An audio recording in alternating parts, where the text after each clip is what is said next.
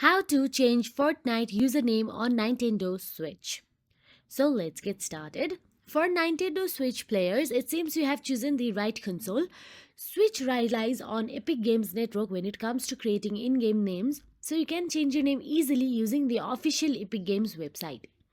Now, firstly, all you have to do is go to the Epic Game website and click the sign in button in the top right corner of your screen, then enter your details and log into your account. Now, after that, click on your username in the top right corner and choose the account option in the drop down menu.